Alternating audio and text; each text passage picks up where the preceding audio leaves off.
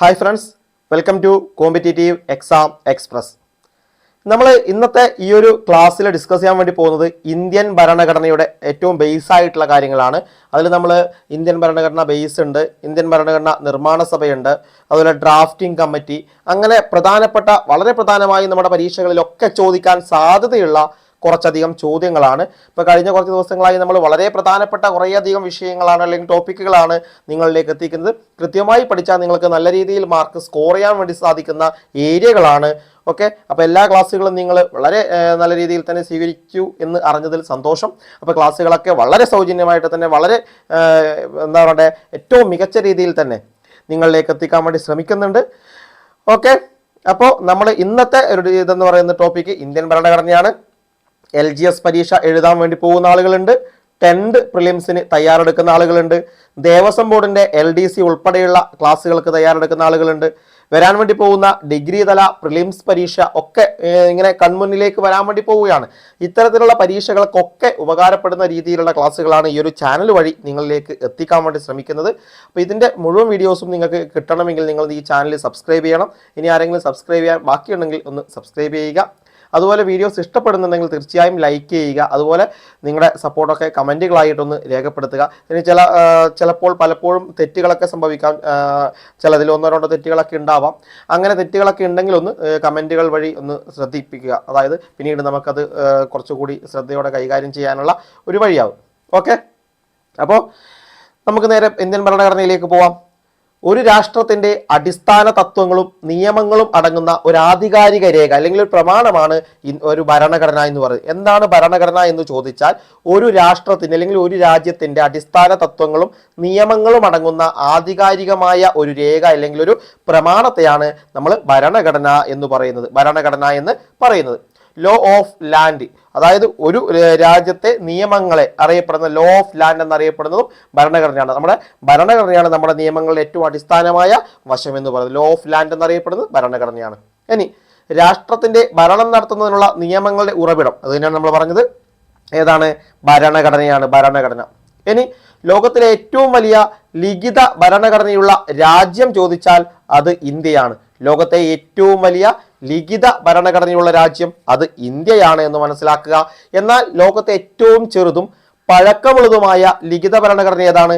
അത് അമേരിക്കയുടെ ഭരണഘടനയാണ്. ഏറ്റവും ചെറിയ ഭരണഘടന ലോകത്തിലെ തന്നെ, അതുപോലെ തന്നെ ഏറ്റവും പഴക്കമുള്ള ലിഖിത ഭരണഘടന. രണ്ട് തരത്തിൽ ഭരണഘടന, ലിഖിതവും അലിഖിതവും, എഴുതപ്പെട്ടതും എഴുതപ്പെടാത്തതും, ഇങ്ങനെ രണ്ട് തരത്തിലുള്ള ഭരണഘടനയുണ്ട്.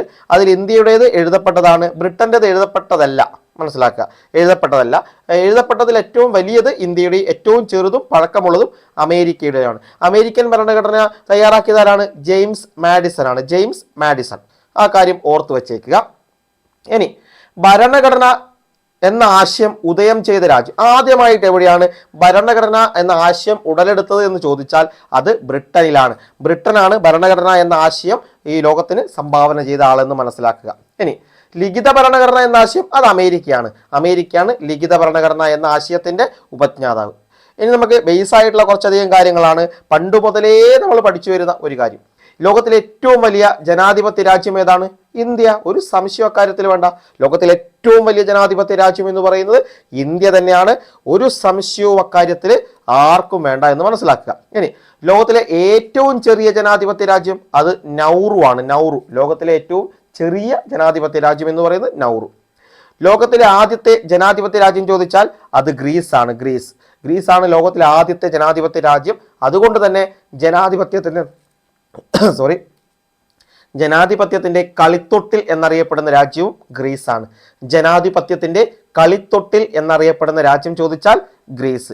ആദ്യത്തെ ജനാധിപത്യ രാജ്യമാണ് ലോകത്തെ. അതുകൊണ്ട് ജനാധിപത്യത്തിന്റെ കളിത്തൊട്ടിൽ എന്നാണ് അറിയപ്പെടുന്നത്. അതുപോലെ എന്നാൽ ആധുനിക ജനാധിപത്യത്തിന്റെ നാടെന്നറിയപ്പെടുന്നതോ? ആധുനിക ജനാധിപത്യത്തിന്റെ നാടെന്നറിയപ്പെടുന്നത് ബ്രിട്ടനാണ്. ആധുനിക ജനാധിപത്യത്തിന്റെ നാട് എന്നറിയപ്പെടുന്നത് ബ്രിട്ടൻ. ഏറ്റവും ലേറ്റസ്റ്റ് ആയിട്ടെന്ന രീതിയിൽ അങ്ങ് ഓർത്ത് വെക്കുക. ഇനി പാർലമെന്റുകളുടെ രാജാവ് എന്നറിയപ്പെടുന്നതും ബ്രിട്ടനാണ്. പാർലമെന്ററി ഫോം നമ്മൾ എടുത്തിരിക്കുന്നത് ബ്രിട്ടനിൽ നിന്നാണ്. അതുകൊണ്ട് തന്നെ പാർലമെന്റുകളുടെ രാജാവ് എന്നറിയപ്പെടുന്നതും ബ്രിട്ടനാണ്.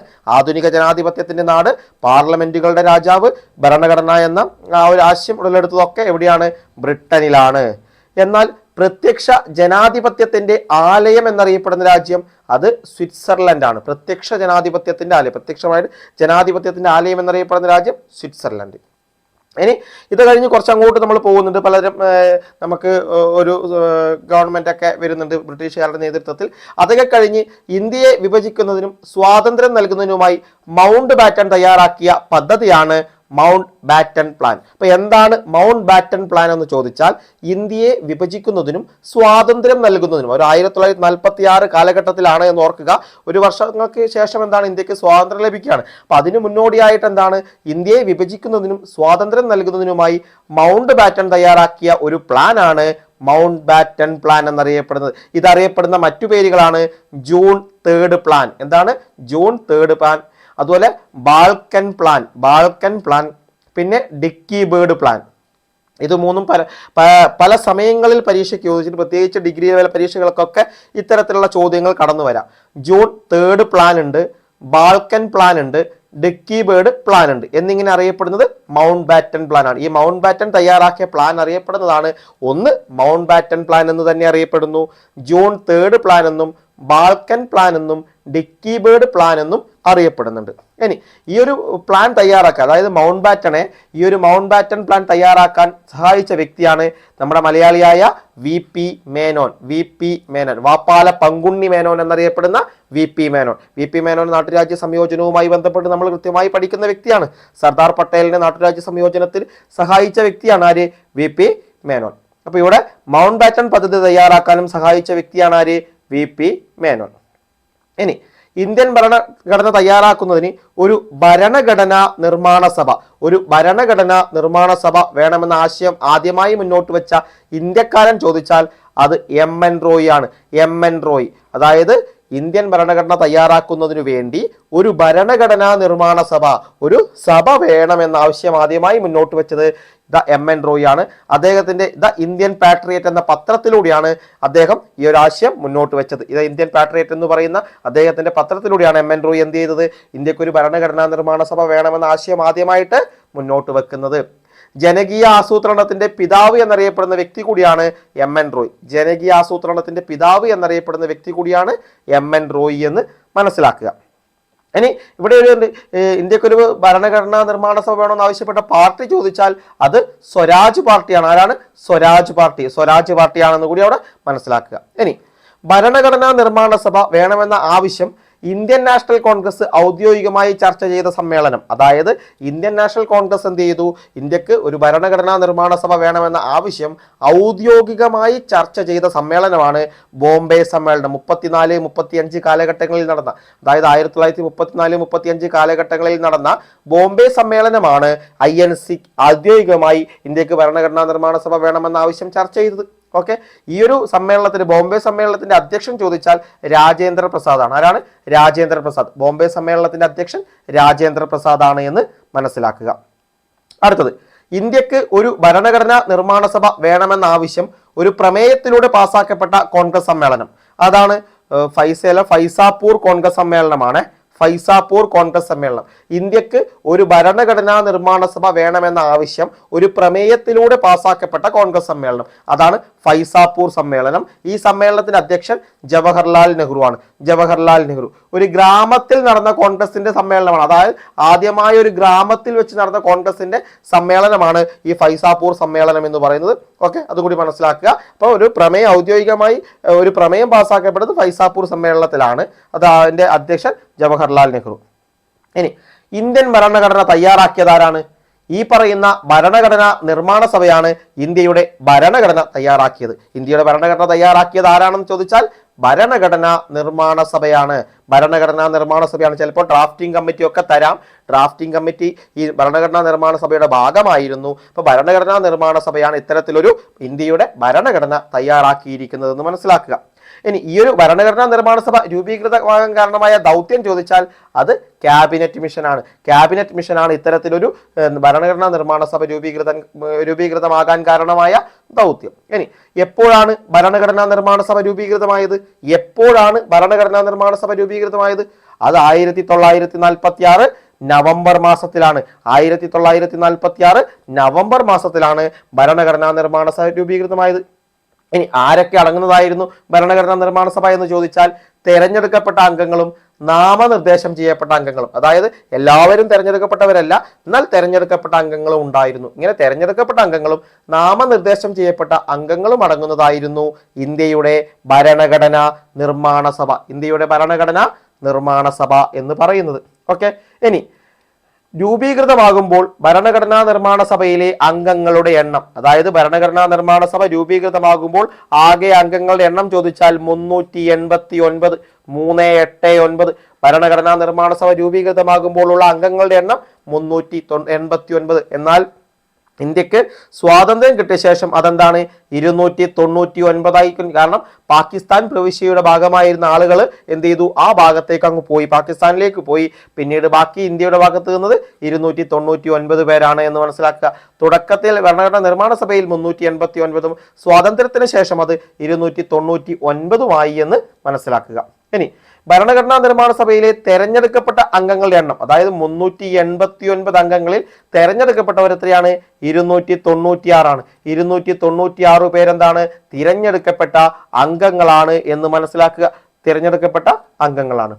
ഇനി ഏറ്റവും അധികം അംഗങ്ങൾ തെരഞ്ഞെടുക്കപ്പെട്ട പ്രവിശ്യ ചോദിച്ചാൽ യുണൈറ്റഡ് പ്രൊവിൻസ് ആണ്. ഏകദേശം ഒരു 55ഓളം ആളുകളാണ് യുണൈറ്റഡ് പ്രൊവിൻസിൽ നിന്ന് തെരഞ്ഞെടുക്കപ്പെട്ടത്. അതായത് ഏറ്റവും അധികം അംഗങ്ങൾ തെരഞ്ഞെടുക്കപ്പെട്ട പ്രവിശ്യയാണ് യുണൈറ്റഡ് പ്രൊവിൻസസ്. അതിൽ നമ്മൾ കേരളത്തെ പ്രതിദാനം ചെയ്തത് ജോൺ മത്തായി ആണ്. ജോൺ മത്തായി ഈ യുണൈറ്റഡ് പ്രൊവിൻസസിൽ നിന്നാണ് തെരഞ്ഞെടുക്കപ്പെട്ടിരിക്കുന്നത്. ഇനി ഭരണഘടനാ നിർമ്മാണ സഭയിൽ നാട്ടുരാജ്യങ്ങളിൽ നിന്നുള്ള അംഗങ്ങളുടെ എണ്ണം 93 ആണ്. ഭരണഘടനാ നിർമ്മാണ സഭയിൽ നാട്ടുരാജ്യങ്ങളിൽ നിന്നുള്ള അംഗങ്ങളുടെ എണ്ണം ചോദിച്ചാൽ അത് 93. ഇനി ഈ ഭരണഘടനാ നിർമ്മാണ സഭ രൂപീകൃതമാകുമ്പോൾ അല്ലെങ്കിൽ ആ ഒരു ഭരണഘടനാ നിർമ്മാണ സഭയിൽ ഉണ്ടായിരുന്ന വനിതകളുടെ എണ്ണം ചോദിച്ചാൽ 17 ആണ്.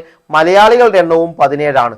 രൂപീകൃതമാകുമ്പോൾ ഭരണഘടനാ നിർമ്മാണ സഭയിൽ ഉണ്ടായിരുന്ന വനിതകളുടെ എണ്ണം 17, മലയാളികളുടെ എണ്ണവും 17 ആണ്. അത് രണ്ടും ഏകദേശം ഒരേ നമ്പറായി നിങ്ങൾ മനസ്സിലാക്കുക. ഇനി ഭരണഘടനാ നിർമ്മാണ സഭയുടെ പ്രഥമ സമ്മേളനം നടന്നതെപ്പോഴാണ്? അത് 1946 ഡിസംബർ 9-നാണ്. 1946 ഡിസംബർ 9-ാം തീയതിയാണ് ഭരണഘടനാ നിർമ്മാണ സഭയുടെ പ്രഥമ സമ്മേളനം, ആദ്യത്തെ സമ്മേളനം നടക്കുന്നത്. ആ സമ്മേളനം അവസാനിച്ചത് 46 ഡിസംബർ 23-നാണ്. അതായത് 1946 ഡിസംബർ 9-ന് തുടങ്ങി ഡിസംബർ 23-ന് അവസാനിച്ചു. അതായത് ഇത്രയും ദിവസം നീണ്ടു നിന്നതായിരുന്നു എന്ത്, ഒന്നാമത്തെ സമ്മേളനം, പ്രഥമ സമ്മേളനം എന്ന് പറയുന്നത്, പ്രഥമ സമ്മേളനം. ഇനി ഈ ഭരണഘടനാ നിർമ്മാണ സഭയുടെ പ്രഥമ സമ്മേളനത്തിൽ പങ്കെടുത്തവരുടെ എണ്ണം ചോദിച്ചാൽ 207 പേരാണ് പ്രഥമ സമ്മേളനത്തിൽ പങ്കെടുത്തത്. ഭരണഘടനാ നിർമ്മാണ സഭയുടെ ആദ്യത്തെ സമ്മേളനത്തിൽ പങ്കെടുത്ത അംഗങ്ങൾ 207 ആണ്. അതിൽ 9 പേര് വനിതകളായിരുന്നു. 9 പേർ, 17 വനിതകൾ മുഴുവൻ ഉണ്ടായിരുന്നു. അതിൽ 9 പേര് എന്ത് ചെയ്തു, അതിൽ പങ്കെടുത്തിട്ടുണ്ട്. ഇനി ഭരണഘടനാ നിർമ്മാണ സഭയുടെ പ്രഥമ സമ്മേളനത്തിന്റെ വേദി ഏതായിരുന്നു? അത് പാർലമെന്റിന്റെ സെൻട്രൽ ഹാളാണ്. പാർലമെന്റിന്റെ സെൻട്രൽ ഹാളാണ് ഭരണഘടനാ നിർമ്മാണ സഭയുടെ പ്രഥമ സമ്മേളനത്തിന്റെ വേദി എന്ന് പറയുന്നത്, വേദി. ഇനി ആരായിരുന്നു പ്രഥമ സമ്മേളനത്തിലെ അധ്യക്ഷൻ? നമുക്കറിയാം, ഒരു ഭരണഘടന അല്ലെങ്കിൽ ഒരു സഭ കൂടുമ്പോൾ അത് നിയന്ത്രിക്കാൻ ഒരാൾ വേണം. അങ്ങനെ എന്ത് ചെയ്യും? അങ്ങനെ നോക്കുമ്പോൾ ആ സഭയിൽ ഏറ്റവും പ്രായം കൂടിയ ആൾ, കാരണം പുതുതായി ആരും തെരഞ്ഞെടുക്കപ്പെട്ടിട്ടില്ല. അപ്പോൾ തെരഞ്ഞെടുക്കപ്പെടുന്നതിന് മുമ്പ് സഭ നിയന്ത്രിക്കാൻ ഒരു മുതിർന്ന അംഗത്തെ നമ്മൾ, ആ സഭയിൽ ഏറ്റവും പ്രായം കൂടിയ അംഗം ആരാണോ അവരെന്ത് ചെയ്യും, ഈ സമ്മേളനത്തിന്റെ പുതിയ അധ്യക്ഷനെ തെരഞ്ഞെടുക്കുന്നവർ എന്താണ്, പ്രാഥമിക അല്ലെങ്കിൽ താൽക്കാലിക അധ്യക്ഷനായിട്ട് മാറ്റും.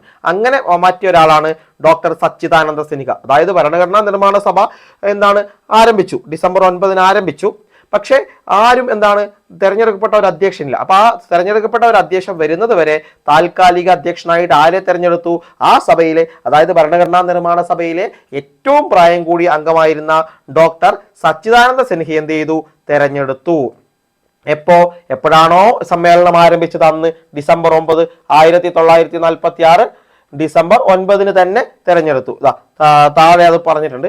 അതായത് ഭരണഘടനാ നിർമ്മാണ സഭയുടെ താൽക്കാലിക അധ്യക്ഷനാരായിരുന്നു ഡോക്ടർ സച്ചിദാനന്ദ സിൻഹ. 46 ഡിസംബർ 9-ന് തെരഞ്ഞെടുത്തു. തുടർന്ന് ഡിസംബർ 11 ആകുമ്പോൾ നമ്മൾ തെരഞ്ഞെടുത്ത് പുതിയൊരു അധ്യക്ഷനെ, സ്ഥിരം അധ്യക്ഷനെ തെരഞ്ഞെടുത്തു. ആരാണ്? ഭരണഘടനാ നിർമ്മാണ സഭയുടെ സ്ഥിരം അധ്യക്ഷനാരാണ്? ഡോക്ടർ രാജേന്ദ്ര പ്രസാദ്. ഇന്ത്യയുടെ ആദ്യത്തെ രാഷ്ട്രപതിയായിരുന്ന ഡോക്ടർ രാജേന്ദ്ര പ്രസാദിനെ എന്ത് ചെയ്തു? ഭരണഘടനാ നിർമ്മാണ സഭയുടെ സ്ഥിരം അധ്യക്ഷനായി 1946 ഡിസംബർ 11-ാം തീയതി എന്ത് ചെയ്തു? തെരഞ്ഞെടുത്തു. 11-ാം തീയതിയോടെ അദ്ദേഹം ഈ ഒരു അധ്യക്ഷനായി. ഇനി ഈ അധ്യക്ഷൻ മാത്രമല്ല, സഭയ്ക്ക് ഉപാധ്യക്ഷന്മാരും ഉണ്ടായിരുന്നു. അതായത് ഭരണഘടനാ നിർമ്മാണ സഭയുടെ അധ്യക്ഷൻ, സ്ഥിരം അധ്യക്ഷൻ രാജേന്ദ്ര പ്രസാദ്, താൽക്കാലിക അധ്യക്ഷൻ അല്ലെങ്കിൽ ആദ്യമായി വന്നത് ഡോക്ടർ സച്ചിദാനന്ദ സിൻഹ. തുടർന്ന് സഭയുടെ ഉപാധ്യക്ഷന്മാരായിരുന്നു HC മുഖർജിയും VT കൃഷ്ണമാചാരിയും. HC മുഖർജിയും VT കൃഷ്ണമാചാരിയും എന്താണ് ഭരണഘടനാ നിർമ്മാണ സഭയുടെ ഉപാധ്യക്ഷന്മാരായിരുന്നു എന്ന് മനസ്സിലാക്കുക. ഇനി ഭരണഘടനാ നിർമ്മാണ സഭയുടെ സെക്രട്ടറി ആരായിരുന്നു? സെക്രട്ടറി നമുക്കറിയാം, നിയമസഭാ സെക്രട്ടറി ഉണ്ട്, ലോക്സഭാ സെക്രട്ടറി ജനറൽ ഉണ്ട്, ഇങ്ങനെയൊക്കെ നമുക്ക് പോകുന്നുണ്ടെന്ന് അറിയാം. എന്നാൽ ഭരണഘടനാ നിർമ്മാണ സഭയുടെ സെക്രട്ടറി ആരായിരുന്നു? HVR അയ്യങ്കാർ ആണ്. HVR അയ്യങ്കാർ ആണ് ഭരണഘടനാ നിർമ്മാണ സഭയുടെ ആദ്യത്തെ സെക്രട്ടറി. ഇനി ഈ ഒരു ഭരണഘടനാ നിർമ്മാണ സഭ ഇങ്ങനെ സമ്മേളിക്കുകയാണ്. അപ്പൊ ആരെങ്കിലും എന്തെങ്കിലും ഒന്ന് പറയണ്ടേ, ഈ സഭയെ അഭിസംബോധന ചെയ്യണമല്ലോ. അങ്ങനെ ആദ്യമായി അഭിസംബോധന ചെയ്ത വ്യക്തിയാണ് JB കൃപലാനി. ഭരണഘടനാ നിർമ്മാണ സഭയെ ആദ്യമായി അഭിസംബോധന ചെയ്തത് JB കൃപലാനിയാണ് എന്ന് മനസ്സിലാക്കുക. JB കൃപലാനിയാണ് ആദ്യമായി എഴുന്നേറ്റ് നിന്ന് ഈ ഒരു സഭയെ അഭിസംബോധന ചെയ്ത് സംസാരിച്ചത്. ഇനി ഭരണഘടനാ നിർമ്മാണ സഭയിലെ ഭരണഘടനാ ചീഫ് ഡ്രാഫ്റ്റ്സ്മാൻ ആരാണ്? അത് SN മുഖർജിയാണ്. SN മുഖർജി ഭരണഘടനാ നിർമ്മാണ സഭയിലെ ഭരണഘടനാ ചീഫ് ഡ്രാഫ്റ്റ്സ്മാൻ എന്ന് പറയുന്നത് SN മുഖർജിയാണ്. ഇനി ഭരണഘടനാ നിർമ്മാണ സഭയിൽ അംഗമായിരുന്ന മലയാളികളുടെ എണ്ണം 17 നമ്മൾ ഓൾറെഡി പറഞ്ഞു കഴിഞ്ഞു. ഇനി ഭരണഘടനാ നിർമ്മാണ സഭയിലെ മലയാളി വനിതകളുടെ എണ്ണം ചോദിച്ചാൽ 3. ഭരണഘടനാ നിർമ്മാണ സഭയിൽ ഉണ്ടായിരുന്ന വനിതകളുടെ എണ്ണമാണ്, മലയാളി വനിതകൾ 3 പേരാണ്. മലയാളി വനിതകൾ ആകെ 17 വനിതകൾ ഉണ്ടായിരുന്നു. ആകെ 17 വനിതകൾ ഉണ്ടായിരുന്നു. എന്നാൽ മലയാളി വനിതകൾ 3 പേരാണ്. 3 പേർ. അത് ആനി മസ്ക്രിൻ, അമ്മു സ്വാമിനാഥൻ, ദാക്ഷായണി വേലായുധൻ.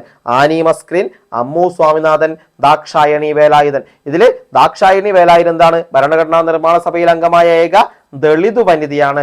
ഭരണഘടനാ നിർമ്മാണ സഭയിൽ അംഗമായ ഏക ദളിത് വനിത എന്ന് പറയുന്നത് ദാക്ഷായണി വേലായുധനായിരുന്നു എന്ന് മനസ്സിലാക്കുക. ഇനി ഭരണഘടനയുടെ നക്കൽ അല്ലെങ്കിൽ ഡ്രാഫ്റ്റ് തയ്യാറാക്കിയത് ആരാണ്? അത് BN റാവു ആണ്. BN റാവു, ബെനഗൽ നാഗറാവു എന്നൊക്കെ പറയും. ഭരണഘടനയുടെ നക്കൽ തയ്യാറാക്കിയ, നക്കൽ എന്ന് പറയും ഡ്രാഫ്റ്റ് ആണ്. ഈ ഡ്രാഫ്റ്റ് തയ്യാറാക്കിയത് ആരാണ്? BN റാവു. ഭരണഘടനാ നിർമ്മാണ സഭയുടെ നിയമോപദേശകൻ കൂടിയാണ് BN റാവു. നിയമോപദേശകൻ കൂടിയാണ് BN റാവു എന്ന് പറയുന്നത്. ഭരണഘടനാ നിർമ്മാണ സഭയുടെ ഡ്രാഫ്റ്റ് തയ്യാറാക്കി ആ നിയമോപദേശം, അതായത് നമുക്ക് നമ്മുടെ അഡ്വക്കേറ്റ് ജനറൽ എന്നൊക്കെ പറയാലോ, അതുപോലത്തെ ഒരാളായിരുന്നു BN റാവു എന്ന് പറയുന്നത് മനസ്സിലാക്കുക. ഇനി നമ്മുടെ ഭരണഘടന എഴുതി തയ്യാറാക്കിയ കയ്യെഴുത്തു പ്രതിയുണ്ട്. വളരെ മനോഹരമായ രീതിയിലാണ് ഇന്ത്യൻ ഭരണഘടന എഴുതി തയ്യാറാക്കിയിട്ടുള്ളത്. അതിന്റെ കയ്യെഴുത്തു പ്രതി തയ്യാറാക്കിയ വ്യക്തിയാണ് പ്രേം ബിഹാരി നരൈൻ റെയ്സ്ത. പ്രേം ബിഹാരി നരൈൻ റെയ്സ്ത എന്ന് പറയുന്ന വ്യക്തിയാണ് ഇന്ത്യൻ ഭരണഘടനയുടെ കയ്യെഴുത്തു പ്രതി എഴുതി തയ്യാറാക്കിയത്. ആരാണ്? പ്രേം ബിഹാരി നരൈൻ റെയ്സ്ത. ഇനി ഇന്ത്യൻ ഭരണഘടനയുടെ ഹിന്ദി കയ്യെഴുത്തു പ്രതി തയ്യാറാക്കിയത് വസന്ത് കൃഷ്ണവൈദ്യയാണ്. ഇന്ത്യൻ ഭരണഘടനയുടെ ഹിന്ദി കയ്യെഴുത്തു പ്രതി തയ്യാറാക്കിയത് വസന്ത് കൃഷ്ണവൈദ്യ. ആരാണ്? വസന്ത് കൃഷ്ണവൈദ്യ. ഇനി ഭരണഘടനയുടെ കവർ പേജ്, ലേ ഔട്ട് എന്നിവ തയ്യാറാക്കിയത് നന്ദലാൽ ബോസ് ആണ്. ഭരണഘടനയുടെ കവർ പേജ്, ലേ ഔട്ട് എന്നിവ തയ്യാറാക്കിയത് നന്ദലാൽ ബോസ് ആണ്. ഇനി നമ്മൾ ആമുഖമുണ്ട്. ആമുഖത്തിന്റെ ആർട്ട് വർക്ക് രൂപകൽപ്പന ചെയ്ത വ്യക്തിയാണ് ബിയോഹർ രാം മനോഹർ സിൻഹ. ബിയോഹർ രാം മനോഹർ സിൻഹയാണ് ആമുഖത്തിന്റെ ആർട്ട് വർക്ക് രൂപകൽപ്പന ചെയ്ത വ്യക്തി എന്ന് പറയുന്നത്. ഇനി ആരാണ് ഭരണഘടനയുടെ ആമുഖം തയ്യാറാക്കിയത്? ജവഹർലാൽ നെഹ്റു. ഭരണഘടനയുടെ ആമുഖം തയ്യാറാക്കിയ വ്യക്തിയാണ് Jawaharlal Nehru. 1946 December 13 objective resolution എന്ന് പറയുന്ന ഒരു സാധനം, എന്താണ് ഒരു പ്രമേയം ആര് കൊണ്ടുവന്നു?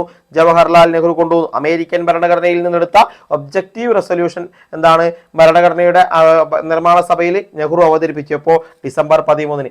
ആ ഒബ്ജക്റ്റീവ് റെസൊല്യൂഷനാണ് പിന്നീട് എന്ത് ചെയ്തത്? ഇന്ത്യൻ ഭരണഘടനയുടെ ആമുഖമായി മാറുന്നത്. അത് തയ്യാറാക്കിയത് ജവഹർലാൽ നെഹ്റു ആണ്. അതുകൊണ്ട് ജവഹർലാൽ നെഹ്റുവിനെ എന്ത് വിശേഷിപ്പിക്കുന്നു? ആമുഖത്തിന്റെ ശില്പി. ആമുഖത്തിന്റെ ശില്പി എന്നറിയപ്പെടുന്നത് ആരാണ്? ജവഹർലാൽ നെഹ്റു.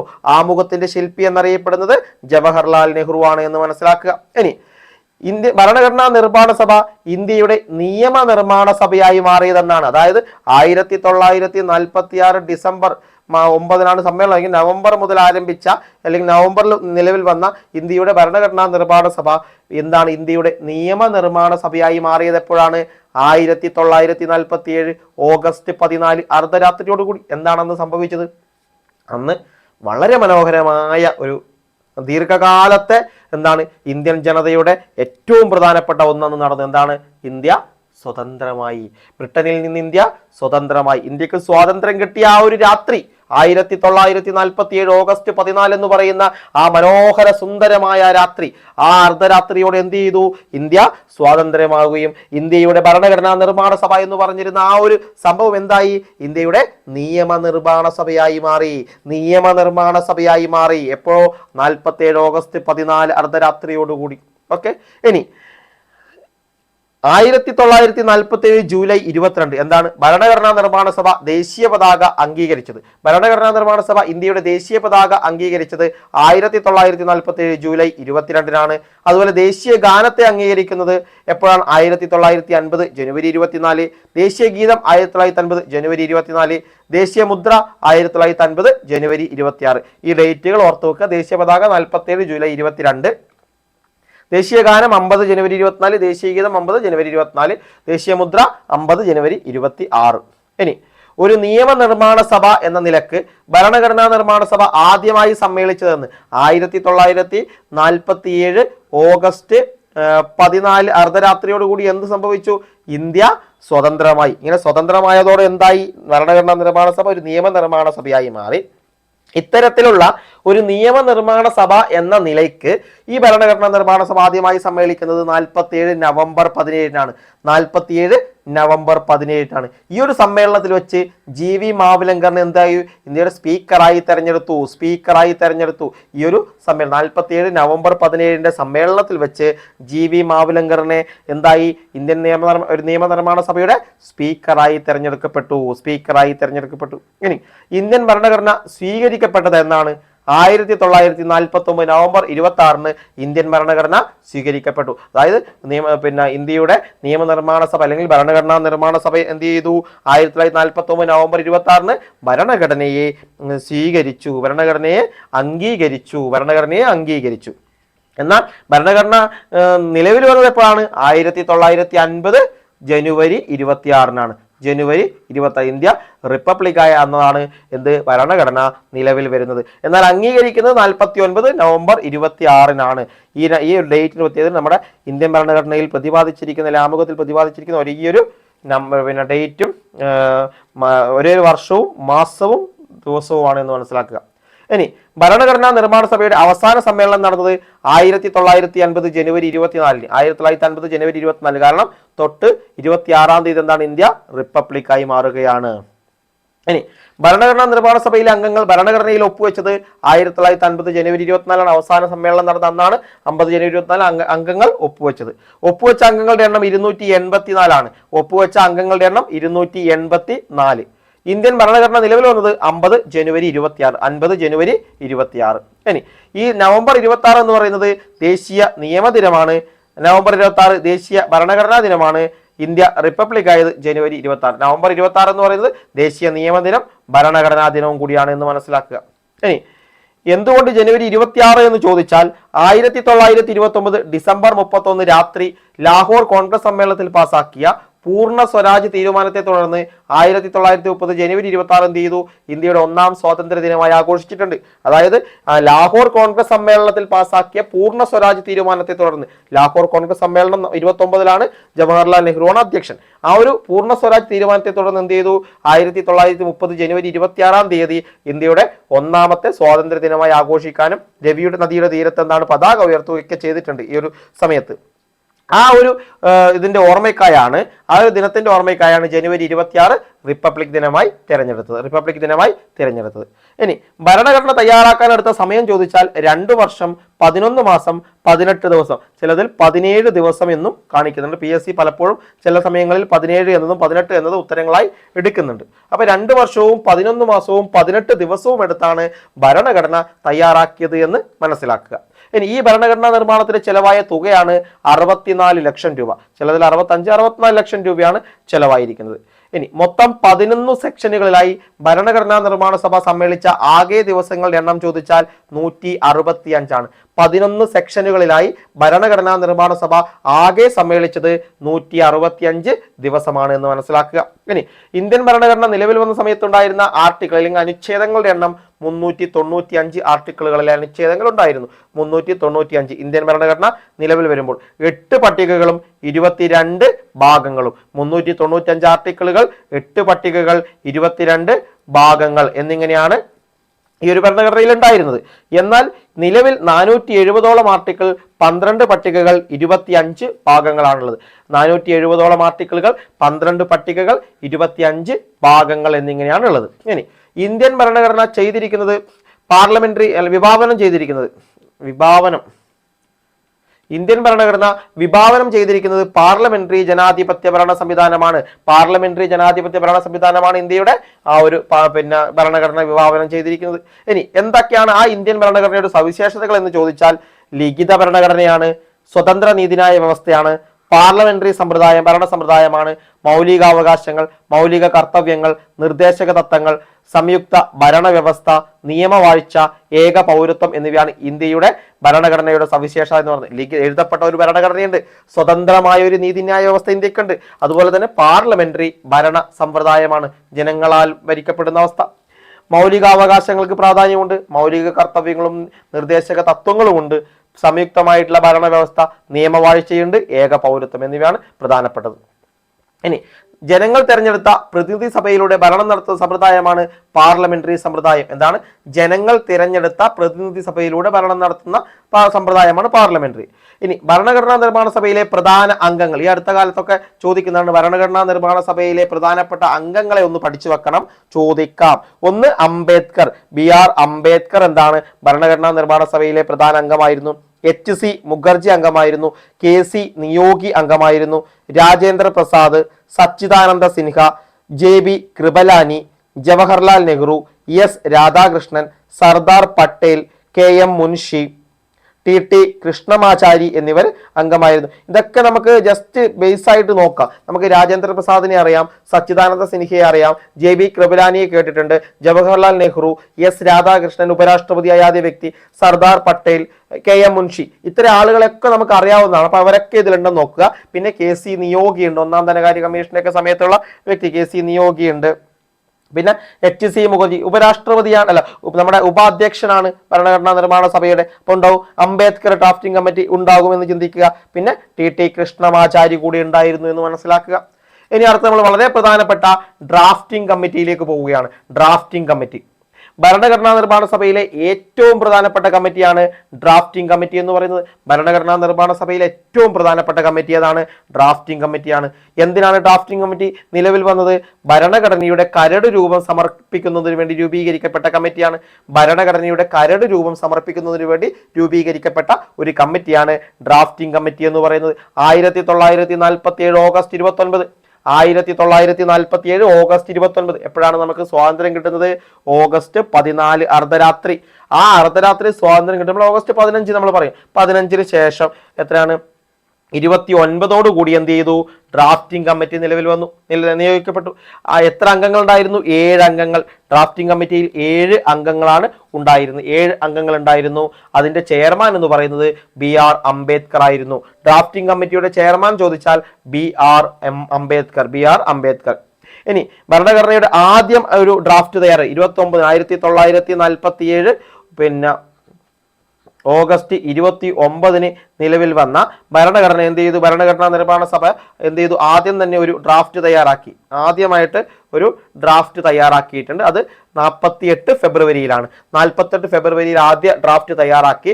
പിന്നീട് അതിൽ മാറ്റം വരുത്തുന്നുണ്ട്. ഇങ്ങനെ പൊതുജനങ്ങളുടെ നിർദ്ദേശങ്ങൾക്കനുസരിച്ച് പരിഷ്കരിച്ച രണ്ടാമതൊരു ഡ്രാഫ്റ്റ് കൂടി പ്രസിദ്ധീകരിച്ചു 48 ഒക്ടോബറിൽ.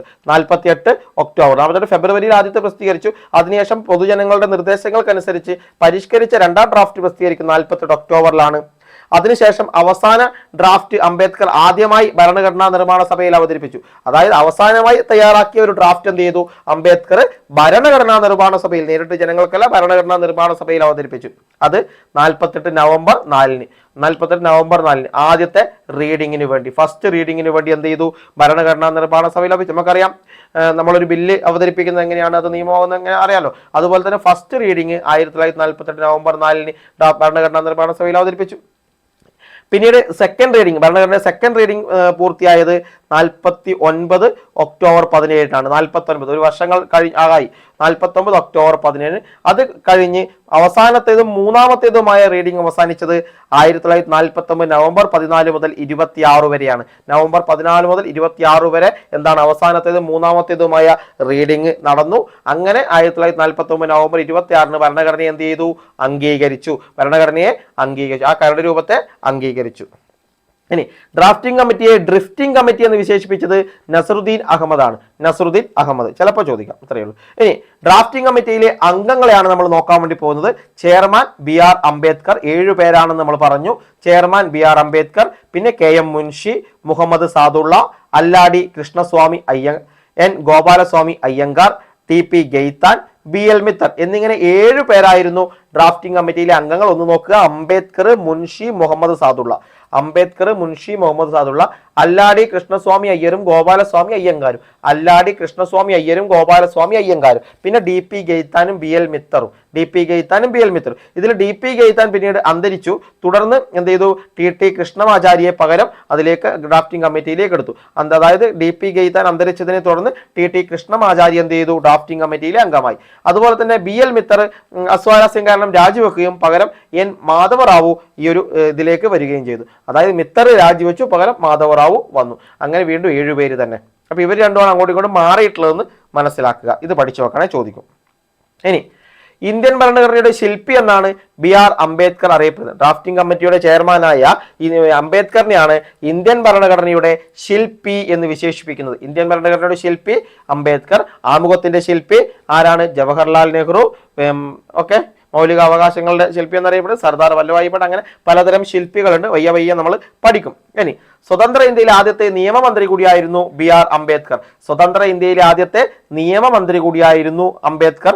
മോവു എന്ന മധ്യപ്രദേശിലെ മോ എന്ന് പറയുന്ന സ്ഥലത്താണ് നമ്മുടെ BR അംബേദ്കർ ജനിച്ചിരിക്കുന്നത്.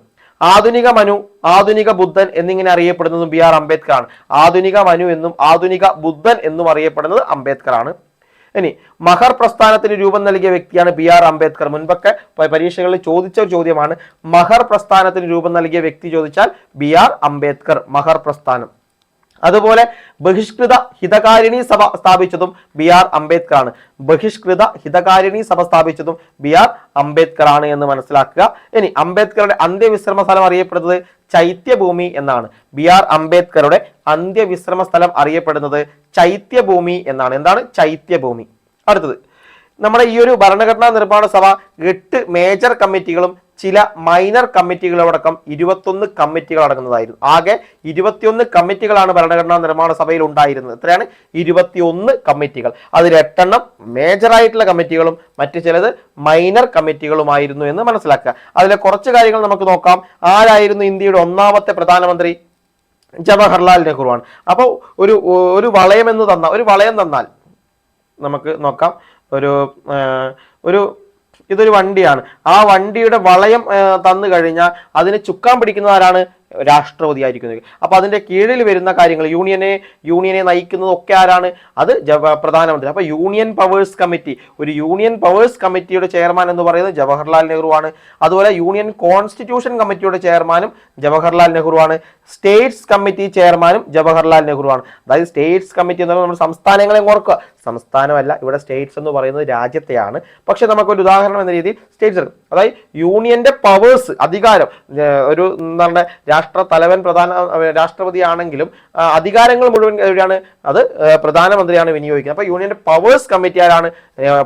ഒന്നാമത്തെ പ്രധാനമന്ത്രിയാണ് ജവഹർലാൽ നെഹ്റു ആണെന്ന് ഓർക്കുക. പിന്നെ ഭരണഘടനാ കമ്മിറ്റി അല്ലെങ്കിൽ യൂണിയൻ കോൺസ്റ്റിറ്റ്യൂഷൻ കമ്മിറ്റിയും ആരാണ്? പ്രധാനമന്ത്രി തീരുമാനിക്കും. അതുപോലെ സ്റ്റേറ്റ്, സംസ്ഥാനങ്ങളുടെ മൊത്ത കാര്യങ്ങളും പ്രധാനമന്ത്രി തീരുമാനിക്കും. അങ്ങനെ ഇത് മൂന്നും ജവഹർലാൽ നെഹ്റുയുടെ കീഴിലാണ് എന്ന് അങ്ങനെ അങ്ങ് പഠിച്ചു നോക്കുക. യൂണിയന്റെ അധികാരം powers committee, union constitution committee, states committee, ഇതിന്റെ മൂന്നിന്റെയും ചെയർമാൻ ജവഹർലാൽ നെഹ്റു. പിന്നെ fundamental rights sub committee, fundamental റൈറ്റ്സിന്റെ ചെയർമാൻ ആരാണ്? അത് സർദാർ വല്ലഭായി പട്ടേലാണ്.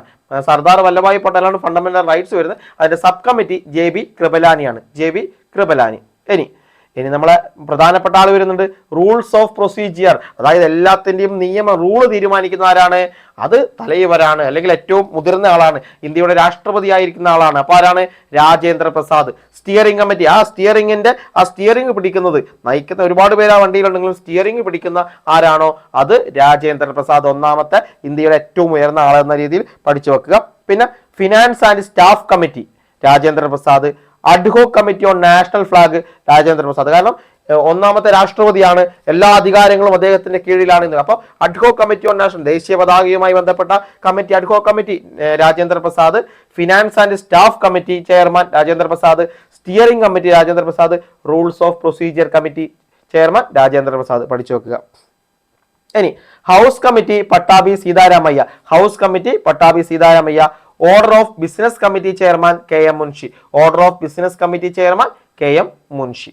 ഇനിയാണ് വളരെ പ്രധാനപ്പെട്ടതാണ്, ഇന്ത്യൻ ഭരണഘടന കടം കൊണ്ട കാര്യങ്ങളാണ് നോക്കാൻ വേണ്ടി പോകുന്നത്. ഗവർണർ പദവി എടുത്തിരിക്കുന്നത് ഏതിൽ നിന്നാണ്? ഗവൺമെന്റ് ഓഫ് ഇന്ത്യ ആക്ട് 1935 നിന്നാണ് ഗവർണർ പദവി എന്താണ് ഭരണഘടനയിൽ എടുക്കപ്പെട്ടിരിക്കുന്നത്. ഗവൺമെന്റ് ഓഫ് ഇന്ത്യ ആക്ട് 1935 നിന്ന്. അതുപോലെ തന്നെ പബ്ലിക് സർവീസ് കമ്മീഷനെ എടുത്തിരിക്കുന്നത് ഗവൺമെന്റ് ഓഫ് ഇന്ത്യ ആക്ട് 1935 ആണ്. പബ്ലിക് സർവീസ് കമ്മീഷൻ, ഗവർണർ പദവി എന്നിവ government of India act 1935. Federal കോടതി അതും ഗവൺമെന്റ് ഓഫ് ഇന്ത്യ 1935 ആണ്. അടിയന്തരാവസ്ഥയും ഗവൺമെന്റ് ഓഫ് ഇന്ത്യ 1935 ആണ്. അതായത് governor, public service commission, federal കോടതി, അടിയന്തരാവസ്ഥ. Governor, public service commission, federal കോടതി, അടിയന്തരാവസ്ഥ. ഗവർണർ, PSC, ഫെഡറൽ കോടതി, അടിയന്തരാവസ്ഥ എന്നിവ government of India act 1935. Government of India act 1935. Governor, PSC, federal കോടതി, അടിയന്തരാവസ്ഥ. അതവിടെ പഠിച്ചു വെക്കുക. ഇനി അടിയന്തരാവസ്ഥ കാലത്ത് മൗലികാവകാശങ്ങൾ റദ്ദു ചെയ്യുന്നത് എടുത്തിരിക്കുന്നത് ഏതാണ്? ജർമ്മനി, അതായത് വെയ്മർ. ജർമ്മനിയുടെ ഭരണഘടന അറിയപ്പെടുന്നത് വെയ്മർ ഭരണഘടന എന്നാണ്. വെയ്മർ അതെടുത്തിരിക്കുന്നത് ജർമ്മനിയിൽ നിന്നാണ്, അല്ലെങ്കിൽ ചിലപ്പോൾ വെയ്മർ എന്ന് വേണം ചോദിക്കാം. അപ്പൊ അടിയന്തരാവസ്ഥ കാലത്ത് മൗലികാവകാശങ്ങൾ റദ്ദു ചെയ്യുന്നത് എടുത്തിരിക്കുന്നത് ജർമ്മനിയിൽ നിന്നാണ്. ജർമ്മനി. അടുത്തത് മൗലിക അവകാശങ്ങൾ എവിടെയാണ്? USA. ആമുഖം USA. സ്വതന്ത്ര നീതിന്യായ വ്യവസ്ഥ USA. Judicial review USA. രാഷ്ട്രപതിയുടെ ഇംപീച്ച്മെന്റ് USA. ലിഖിത ഭരണഘടന USA. ഉപരാഷ്ട്രപതി USA. സുപ്രീം കോടതി USA. ഇത്രയും കാരണങ്ങൾ അമേരിക്കൻ ഭരണഘടനയിൽ നിന്നാണ്. എവിടെയാണ്? അമേരിക്ക. മൗലിക അവകാശങ്ങളും ആമുഖവും സ്വതന്ത്ര നീതിന്യായ വ്യവസ്ഥയും ജുഡീഷ്യൽ റിവ്യൂയും രാഷ്ട്രപതിയുടെ ഇംപീച്ച്മെന്റും ലിഖിത ഭരണഘടനയും ഉപരാഷ്ട്രപതിയും സുപ്രീം കോടതിയും എവിടുന്നാണ്? USA. മൗലികാവകാശങ്ങൾ ആമുഖം പ്രധാനപ്പെട്ടതാണ്. ആമുഖമുണ്ട്, മൗലികാവകാശമുണ്ട്. ഏറ്റവും പ്രധാനപ്പെട്ട രണ്ടും അമേരിക്കയിലാണ്. പിന്നെ ജുഡീഷ്യൽ റിവ്യൂ ഉണ്ട്, സ്വതന്ത്ര നീതിന്യായ വ്യവസ്ഥ, സുപ്രീം കോടതി. നിയമവുമായി ബന്ധപ്പെടുന്ന മൂന്നും വരുന്നുണ്ട്. കൂടാതെ രാഷ്ട്രപതിയുടെ ഇംപീച്ച്മെന്റും വരുന്നുണ്ട്. രാഷ്ട്രപതിയുടെ ഇംപീച്ച്മെന്റ്, പിന്നെ ലിഖിത ഭരണഘടനയും ഉപരാഷ്ട്രപതിയും എവിടെയാണ്? ഇത് USA പഠിച്ചു വെക്കുക. പിന്നെ മൗലിക കടമകളും പഞ്ചവത്സര പദ്ധതികളും റഷ്യ. മൗലിക കടമകളും പഞ്ചവത്സര പദ്ധതികളും റഷ്യയാണ് എന്ന് മനസ്സിലാക്കുക. ഇനി പാർലമെന്ററി ജനാധിപത്യം ബ്രിട്ടൻ. ഏക പൗരത്വം ബ്രിട്ടൻ. പാർലമെന്ററി ജനാധിപത്യം ബ്രിട്ടൻ. ഏക പൗരത്വം ബ്രിട്ടൻ. നിയമവാഴ്ച ബ്രിട്ടൻ. ക്യാബിനറ്റ് സമ്പ്രദായം ബ്രിട്ടൻ. രാഷ്ട്രതലവന് നാമമാത്രമായ അധികാരം ബ്രിട്ടൻ. റിട്ടുകൾ ബ്രിട്ടൻ. ദ്വിമണ്ഡലസഭ ബ്രിട്ടൻ. തെരഞ്ഞെടുപ്പ് സംവിധാനം ബ്രിട്ടൻ. കൂട്ടുത്തരവാദിത്വം Britain. CAG Britain. Speaker Britain. കേവല ഭൂരിപക്ഷ വ്യവസ്ഥ ബ്രിട്ടൻ. അപ്പൊ ബ്രിട്ടനും അമേരിക്കയുമാണ് ഏറ്റവും കൂടുതൽ എന്ന് മനസ്സിലാക്കുക. അതിൽ പാർലമെന്ററി സമ്പ്രദായവും അല്ലെങ്കിൽ പാർലമെന്ററി ജനാധിപത്യം, ഏക പൗരത്വം, നിയമവാഴ്ച, ക്യാബിനറ്റ് സമ്പ്രദായം, രാഷ്ട്രതലവന് നാമമാത്രമായ അധികാരം, റിട്ടുകൾ, ദ്വിമണ്ഡലസഭ, തെരഞ്ഞെടുപ്പ് സംവിധാനം, കൂട്ടുത്തരവാദിത്വം, CAG, സ്പീക്കർ, കേവല ഭൂരിപക്ഷ വ്യവസ്ഥ എന്നിവ ബ്രിട്ടനാണ്. ഒരുപാട് തവണ ആവർത്തിച്ച് പഠിച്ചാൽ മാത്രമേ ഇത് മനസ്സിലാവൂ. നിങ്ങൾ എന്ത് ചെയ്യണം വെച്ചാൽ ബ്രിട്ടനും അതുപോലെ USA ഇത് രണ്ടും എന്ത് ചെയ്യുക? ഇത് മാത്രം നിങ്ങൾ എഴുതി പഠിക്കുക. ഇത് മാത്രം നിങ്ങളൊരു സെപ്പറേറ്റ് എഴുതി. ഇതിന് പല കോഡുകളുണ്ട്. കോഡുകൾ വേണം നമ്മളൊരു ഷോർട്ട് വീഡിയോ ആയിട്ട് നിങ്ങളിലേക്ക് എത്തിച്ചു തരാം. ഇതിന്റെ കോഡുകളുണ്ട്. ആ കോഡുകൾ കൂടി നിങ്ങൾ കണ്ടെത്തി പഠിക്കുക. ഇങ്ങനെ പഠിച്ചു കഴിഞ്ഞാൽ ഈ വിഭാഗത്ത് നിന്ന് നിങ്ങൾക്ക് മാർക്ക് നഷ്ടപ്പെടില്ല. പലപ്പോഴും ഇപ്പോൾ ചോദിച്ചുകൊണ്ടിരിക്കുന്ന കടം കൊണ്ട് കാര്യങ്ങൾ ചോദിക്കുന്നുണ്ട്. ഓക്കെ, അത് പഠിച്ചു വെക്കുക. ഇനി ഫെഡറൽ സംവിധാനം എടുത്തിരിക്കുന്നത് കാനഡയിൽ നിന്നാണ്. എന്നാൽ ഫെഡറൽ കോടതി എവിടെ നിന്നാണ്? അത് അമേരിക്കയാണ്. ഫെഡറൽ കോടതി അമേരിക്കയാണ്. എന്നാൽ ഫെഡറൽ സംവിധാനം കാനഡ. നമ്മുടെ ഫെഡറൽ കോടതി എന്ന് പറയുന്നത് എടുത്തിരിക്കുന്നത് ഗവൺമെന്റ് ഓഫ് ഇന്ത്യ ആക്ടിൽ നിന്നാണ്. ഗവൺമെന്റ് ഓഫ് ഇന്ത്യ ആക്ട് ആണ്. അത് അങ്ങോട്ട് ഒന്ന് നോക്കുക. അപ്പൊ ഫെഡറൽ കോടതി എവിടെയാണ്? Government of India act. എന്ന ഫെഡറൽ സംവിധാനം കാനഡ. അവശിഷ്ടാധികാരവും കാനഡയാണ്. ഫെഡറൽ സംവിധാനവും അവശിഷ്ടാധികാരവും കാനഡയാണ്. യൂണിയനും സ്റ്റേറ്റ് ലിസ്റ്റ് കാനഡ, അതായത് യൂണിയൻ ലിസ്റ്റ് സ്റ്റേറ്റ് ലിസ്റ്റ്. എന്നാൽ കൺകറന്റ് ലിസ്റ്റ് ഓസ്ട്രേലിയയാണ്. പാർലമെന്റിന്റെ സംയുക്ത സമ്മേളനവും ഓസ്ട്രേലിയയാണ്. വ്യവസായ വാണിജ്യങ്ങൾക്കുള്ള സ്വാതന്ത്ര്യവും ഓസ്ട്രേലിയ.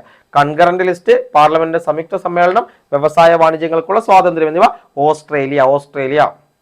ഇനി മാർഗനിർദ്ദേശക തത്വങ്ങളും രാഷ്ട്രപതി തെരഞ്ഞെടുപ്പും രാജ്യസഭയിലേക്ക് രാഷ്ട്രപതി നാമനിർദ്ദേശം ചെയ്യുന്നതും അയർലൻഡാണ്. ഏതാണ്? അയർലൻഡ്. മാർഗനിർദ്ദേശക തത്വങ്ങൾ, രാഷ്ട്രപതി തെരഞ്ഞെടുപ്പ്, രാജ്യസഭയിലേക്ക് രാഷ്ട്രപതി നാമനിർദ്ദേശം ചെയ്യുന്നത് എവിടെ നിന്നാണ്? അയർലൻഡാണ് എന്ന് മനസ്സിലാക്കുക.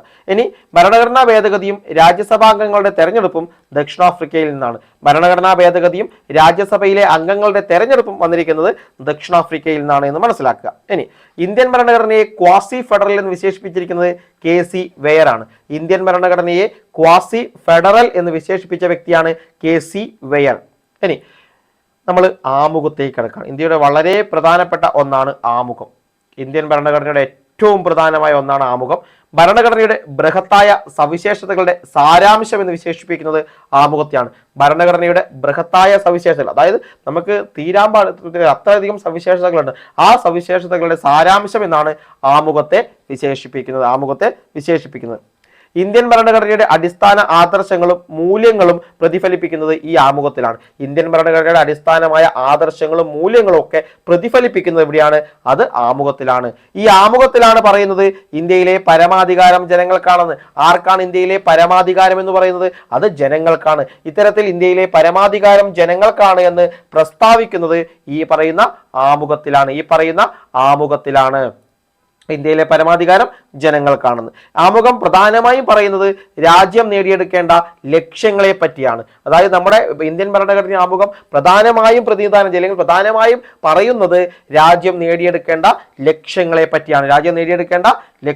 പറ്റിയാണ്. ഇനി ഭരണഘടനയുടെ താക്കോൽ എന്നും ഭരണഘടനയുടെ ആത്മാവ് എന്നും തിരിച്ചറിയൽ കാർഡ് എന്നും വിശേഷിപ്പിക്കുന്നത് ആമുഖത്തെയാണ്. അതായത് ഇന്ത്യയുടെ ഭരണഘടനയുടെ താക്കോലാണെന്നും ഇന്ത്യയുടെ ഭരണഘടനയുടെ ആത്മാവാണെന്നും ഇന്ത്യൻ ഭരണഘടനയുടെ തിരിച്ചറിയൽ കാർഡാണെന്നും എന്നും ഇങ്ങനെ ആമുഖത്തെയാണ് വിശേഷിപ്പിക്കുന്നത്. എന്തിനാണ്? ആമുഖത്തെ. ഇന്ത്യൻ ഭരണഘടനയുടെ ആമുഖത്തിന്റെ ശില്പി എന്ന് പറയുന്നത് ജവഹർലാൽ നെഹ്റു. ഭരണഘടനയുടെ ആമുഖത്തിന്റെ ശില്പി നമ്മൾ പറഞ്ഞു ജവഹർലാൽ നെഹ്റു. ഭരണഘടനാ നിർമ്മാതാക്കളുടെ മനസ്സിലേക്കുള്ള താക്കോലായി കണക്കാക്കപ്പെടുന്നതും ആമുഖമാണ്. അതായത് ഭരണഘടനാ നിർമ്മാതാക്കളുടെ മനസ്സിലേക്കുള്ള താക്കോലായി കണക്കാക്കപ്പെടുന്നത് ആമുഖത്തെയാണ് എന്ന് മനസ്സിലാക്കുക. ഇന്ത്യൻ ഭരണഘടനയുടെ രത്നം എന്നാണ് ആമുഖം അറിയപ്പെടുന്നത്. ഇന്ത്യൻ ഭരണഘടനയുടെ രത്നം എന്നറിയപ്പെടുന്നു. ഇനി ആമുഖം ഏത് രാജ്യത്ത് നിന്ന് കടം കൊണ്ടു എന്ന് ചോദിച്ചാൽ USA, അമേരിക്കയുടെ ഭരണഘടനയിൽ നിന്നാണ് ആമുഖം കടം കൊണ്ടിരിക്കുന്നത്. ഇന്ത്യക്ക് ആദ്യമായി ഒരു ആമുഖം വേണമെന്ന് ആവശ്യപ്പെട്ട വ്യക്തിയാണ് BN റാവു. ഭരണഘടനയ്ക്ക് ഒരു ആമുഖം വേണമെന്ന ആവശ്യം ആദ്യമായി മുന്നോട്ട് വെച്ചത് BN റാവു ആണ്. ജവഹർലാൽ നെഹ്റു ഭരണഘടനാ നിർമ്മാണ സഭയിൽ അവതരിപ്പിച്ച ലക്ഷ്യപ്രമേയമാണ് ഭരണഘടനയുടെ ആമുഖമായി മാറിയത്. നമ്മൾ പറഞ്ഞു ഒബ്ജക്റ്റീവ് റെസൊല്യൂഷൻ അഥവാ ലക്ഷ്യപ്രമേയം. ഇതാണ് പിന്നീട് ഭരണഘടനയുടെ ആമുഖമായി മാറുന്നത്. എപ്പോഴാണ് ലക്ഷ്യപ്രമേയം അവതരിപ്പിച്ചത്? 1946 ഡിസംബർ 13 ജവഹർലാൽ നെഹ്റു ഭരണഘടനാ നിർമ്മാണ സഭയിൽ ലക്ഷ്യപ്രമേയം അവതരിപ്പിക്കുന്നത് 1946 ഡിസംബർ 13 എന്നാൽ അന്ന് അവതരിപ്പിച്ച ലക്ഷ്യപ്രമേയം ഭരണഘടനാ നിർമ്മാണ സഭ പാസ്സാക്കുന്നത് 47 ജനുവരി 22 1946 ഡിസംബർ 13 ജവഹർലാൽ നെഹ്റു അവതരിപ്പിച്ച ലക്ഷ്യപ്രമേയം ഭരണഘടനാ നിർമ്മാണ സഭ പാസ്സാക്കുന്നത് 1947 ജനുവരി 22. ഇനി എങ്ങനെയാണ് നമ്മുടെ ആമുഖം ആരംഭിക്കുന്നത്? We the people of India, നാം ഭാരതത്തിലെ ജനങ്ങൾ എന്ന് പറഞ്ഞാണ്. We the people of India എന്ന് പറഞ്ഞാണ് ആമുഖം ആരംഭിക്കുന്നത്. ഇനി ഇന്ത്യൻ ഭരണഘടനയുടെ ആമുഖത്തിൽ പ്രതിപാദിക്കുന്ന ഒരേ ഒരു തീയതി ചോദിച്ചാൽ 1949 നവംബർ 26. 1949 നവംബർ 26 ഇന്ത്യയുടെ ഭരണഘടനയുടെ ആമുഖത്തിൽ പ്രതിപാദിക്കുന്ന ഒരേ ഒരു തീയതി എന്ന് പറയുന്നത്.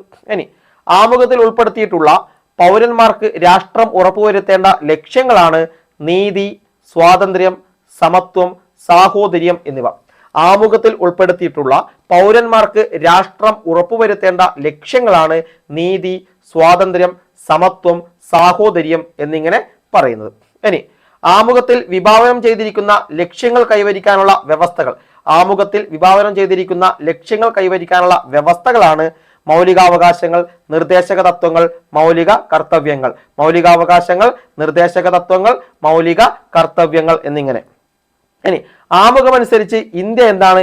ഇന്ത്യ ഒരു പരമാധികാര, സോഷ്യലിസ്റ്റ്, മതേതര ജനാധിപത്യ റിപ്പബ്ലിക്കാണ്. അതായത് ആമുഖമനുസരിച്ച് ഇന്ത്യ ഒരു പരമാധികാര സോഷ്യലിസ്റ്റ് മതേതര ജനാധിപത്യ റിപ്പബ്ലിക്കാണ് എന്ന് മനസ്സിലാക്കുക. ഭരണഘടന നിലവിൽ വരുന്ന സമയത്ത് അത് ഇങ്ങനെയായിരുന്നോ? അല്ല. അതെന്താണ്?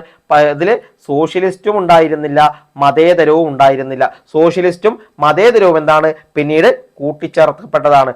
വരുന്ന സമയത്ത് ഒരു പരമാധികാര ജനാധിപത്യ റിപ്പബ്ലിക് എന്നായിരുന്നു. അതായത് ഭരണഘടന വരുന്ന സമയത്ത് ആമുഖത്തിൽ ഉണ്ടായിരുന്നത് ഇന്ത്യ ഒരു പരമാധികാര ജനാധിപത്യ റിപ്പബ്ലിക് ആയിരുന്നു എന്നാണ്. എന്നാൽ പിന്നീട് നടന്ന ഭരണഘടനാ ഭേദഗതി ഒരൊറ്റ തവണ മാത്രമേ ഇന്ത്യയുടെ ആമുഖം ഭേദഗതി ചെയ്യപ്പെട്ടിട്ടുള്ളൂ. അത് 1976 42 ഭരണഘടനാ ഭേദഗതിയിലാണ്. മിനി കോൺസ്റ്റിറ്റ്യൂഷൻ എന്നറിയപ്പെടുന്ന ചെറു ഭരണഘടന എന്നറിയപ്പെടുന്ന ആ ഒരു ഭരണഘടനാ ഭേദഗതിയിലൂടെയാണ് ഇന്ത്യയുടെ ആമുഖത്തിൽ ആദ്യമായിട്ട് ഒരു ഭേദഗതി വരുന്നത്. ആ ഭേദഗതി പ്രകാരം ഇന്ത്യയുടെ ആമുഖം ഇങ്ങനെയായി മാറി. എങ്ങനെ? ഒരു പരമാധികാര സോഷ്യലിസ്റ്റ് മതേതര ജനാധിപത്യ റിപ്പബ്ലിക്കാണ് ഇന്ത്യ എന്ന് പറഞ്ഞു. അതായത് പരമാധികാര സോഷ്യലിസ്റ്റും മതേതരവും എന്ത് ചെയ്തു? ആഡ് ചെയ്തു. അതുപോലെ തന്നെ നമ്മുടെ ഇന്റഗ്രിറ്റി, ഐക്യം എന്ന് പറയുന്ന വാക്കും നമ്മുടെ ഭരണഘടനയിൽ കൂട്ടിച്ചേർക്കപ്പെട്ടിട്ടുണ്ട്. അഖണ്ഡത, ഇന്ത്യയുടെ അഖണ്ഡത എന്ന് പറയുന്ന വാക്കും ഐക്യം കൂട്ടിച്ചേർക്കപ്പെട്ടിട്ടുണ്ട് എന്നുകൂടി ഓർക്കുക. ഇനി എത്ര പ്രാവശ്യം ഭേദഗതി വരുത്തിയിട്ടുണ്ടെന്ന് ചോദിച്ചാൽ ഒരൊറ്റ തവണയാണ് നമ്മൾ പറഞ്ഞു. അത് 1976 42 ഭരണഘടനാ ഭേദഗതിയിലൂടെ, 76 42 ഭരണഘടനാ ഭേദഗതിയിലൂടെ. ചെറു ഭരണഘടന എന്നറിയപ്പെടുന്ന ഭേദഗതിയാണ് 42 ഭരണഘടനാ ഭേദഗതി, മിനി കോൺസ്റ്റിറ്റ്യൂഷൻ എന്നറിയപ്പെടും. ഇനി ഈ ആമുഖം ഭേദഗതി ചെയ്യുമ്പോൾ 1976 ആമുഖം ഭേദഗതി ചെയ്യപ്പെടുമ്പോൾ ഇന്ത്യയുടെ രാഷ്ട്രപതി ചോദിച്ചാൽ ഫക്രുദ്ദീൻ അലി അഹമ്മദ്. ആരാണ്? ഫക്രുദ്ദീൻ അലി അഹമ്മദ് ആയിരുന്നു.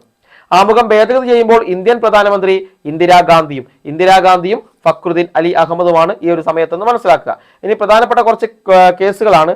ആമുഖം ഭരണഘടനയുടെ അവിഭാജ്യ ഘടകം അല്ല എന്ന് എന്ന് സുപ്രീം കോടതി വിധിച്ചത് ഏത് കേസിലാണ്? ബെറുബാരി കേസിലാണ്.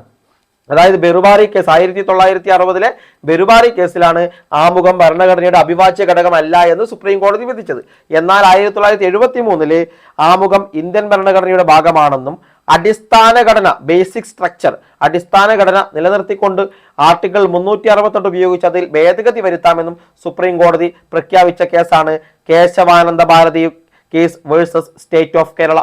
Kesavananda Bharati case versus state of Kerala എന്ന് പറയുന്നത്. അതായത് ഇന്ത്യൻ ആമുഖം എന്ന് പറയുന്നത് ഇന്ത്യൻ ഭരണഘടനയുടെ ഭാഗമാണെന്നും എന്നാൽ അടിസ്ഥാന ഘടന, ബേസിക് സ്ട്രക്ചർ നിലനിർത്തിക്കൊണ്ട് ആർട്ടിക്കിൾ 368 ഉപയോഗിച്ച്. എന്താണ് ആർട്ടിക്കിൾ 368? ഭരണഘടനാ ഭേദഗതി ചെയ്യാനുള്ള ആർട്ടിക്കിളാണ് 368 എന്ന് പറയുന്നത്. അപ്പൊ അടിസ്ഥാന ഘടന നിലനിർത്തിക്കൊണ്ട് ആർട്ടിക്കിൾ 368 ഉപയോഗിച്ച് അതിൽ ഭേദഗതി വരുത്താമെന്നും സുപ്രീം കോടതി പ്രസ്താവിച്ചു. ഏതാണ് case? Kesavananda Bharati versus state of Kerala. എപ്പോഴാണ്? 1973. എന്നാൽ ഇതിലൊരു പ്രശ്നമുണ്ടായിരുന്നത് എന്താണ് അടിസ്ഥാന ഘടന അല്ലെങ്കിൽ ബേസിക് സ്ട്രക്ചർ എന്താണെന്ന് കോടതി പറഞ്ഞിട്ടുമില്ല. അപ്പൊ ആ ബേസിക് സ്ട്രക്ചർ എന്താണെന്ന് അറിയാത്തടത്തോളം കാലം അതിൽ മാറ്റം വരുത്തുക പ്രായോഗികമല്ല എന്ന് കൂടി മനസ്സിലാക്കുക. ഇനി ഭരണഘടനയുടെ അടിസ്ഥാന ഘടന എന്ന ആശയം സുപ്രീം കോടതി കൊണ്ടുവന്ന കേസാണ് Kesavananda Bharati versus state of Kerala എന്നത്. ഇനി ആമുഖം ഭരണഘടനയുടെ ഭാഗമാണെന്ന് സുപ്രീം കോടതി ഒരിക്കൽ കൂടി അസന്ദിഗ്ധമായി പ്രഖ്യാപിച്ച കേസ് ചോദിച്ചാൽ union of India versus LIC of India. 1995 union of India versus LIC of India എന്ന് പറയുന്ന കേസിലാണ് ആമുഖം ഭരണഘടനയുടെ ഭാഗമാണെന്ന് സുപ്രീം കോടതി ഒരിക്കൽ കൂടി അസന്ദിഗ്ധമായി പ്രഖ്യാപിച്ച കേസ്. അസന്ദിഗ്ധമായി പ്രഖ്യാപിച്ചു എന്താണ്? ഭരണഘടനയുടെ ഭാഗമാണ് ആമുഖം എന്ന്. അത് union of India versus LIC of India 1995.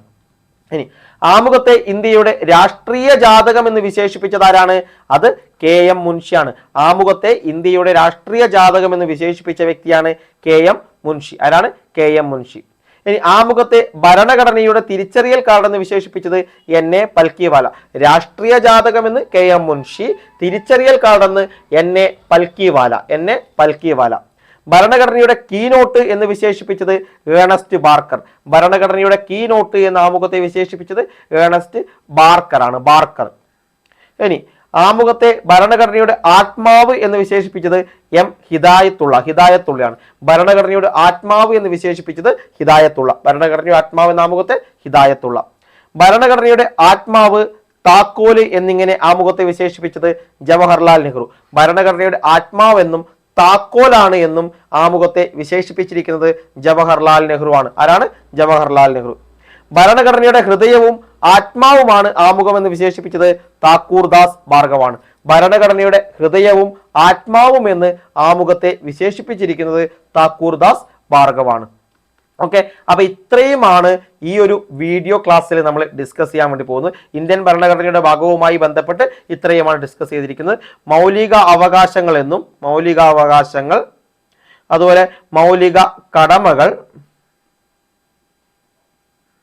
നിർദ്ദേശക തത്വങ്ങൾ, ഇതൊക്കെ നമ്മൾ ഓൾറെഡി ഒരു വീഡിയോ ചെയ്തിട്ടുണ്ട്. കാണാത്തവർ നമ്മുടെ ചാനലിൽ പോയിട്ട് അതൊന്ന് കാണുക. മൗലിക അവകാശങ്ങളും കടമകളും നിർദ്ദേശക തത്വങ്ങളൊക്കെ ചോദിച്ചിട്ടുണ്ട്. ഇതിൽ നിന്ന് ഏറ്റവും കൂടുതൽ ചോദ്യങ്ങൾ വരുന്ന ഒരു ഏരിയ കൂടിയാണ് ഈ മൗലികാവകാശവും മൗലിക കടമകളും നിർദ്ദേശക തത്വങ്ങളും. അപ്പോൾ അത് കൃത്യമായി ആ വീഡിയോ കാണാത്തവർ തീർച്ചയായും ഒന്ന് കാണുക. നല്ല രീതിയിൽ നിങ്ങൾക്ക് അവിടെ മാർക്ക് സ്കോർ ചെയ്യാൻ വേണ്ടി സാധിക്കും. ഒരു മാർക്ക് പോലും ആ വീഡിയോ കണ്ടു കഴിഞ്ഞാൽ നിങ്ങൾക്ക് ഭരണഘടനയുടെ ഈ ഏരിയയിൽ നിന്ന് നഷ്ടപ്പെടില്ല. അപ്പോൾ ഈ പറഞ്ഞിരിക്കുന്ന ഭാഗങ്ങൾ കൂടി കൃത്യമായി നോക്കുക. PDF ഒക്കെ നമ്മൾ പ്രൊവൈഡ് ചെയ്യുന്നുണ്ട്. PDFന്റെ സംയോജിച്ച PDF ഒക്കെ നമ്മൾ തയ്യാറാക്കാൻ വേണ്ടി നോക്കുന്നുണ്ട്. അപ്പോൾ അതിനനുസരിച്ച് അതിന്റെ വിശദാംശങ്ങളും കാര്യങ്ങളൊക്കെ നിങ്ങളിലേക്ക് എത്തിക്കുന്നതായിരിക്കും. അപ്പോൾ ക്ലാസ് ഇഷ്ടപ്പെടുന്നുണ്ടെങ്കിൽ തീർച്ചയായും ലൈക്ക് ചെയ്യണം. അതുപോലെ അഭിപ്രായങ്ങളും നിർദ്ദേശങ്ങളും താഴെ എഴുതാം. സപ്പോർട്ട് ചെയ്ത് കാര്യങ്ങളൊക്കെ ചെയ്യാം. എന്തുകൊണ്ട് നിങ്ങൾ ചെയ്യാം, ചാനൽ സബ്സ്ക്രൈബ് ചെയ്യാൻ കൂടി ഒന്ന് ശ്രമിക്കുക. ഓക്കെ, അപ്പോൾ മറ്റൊരു നല്ല വീഡിയോയുമായി വീണ്ടും കാണാം. താങ്ക്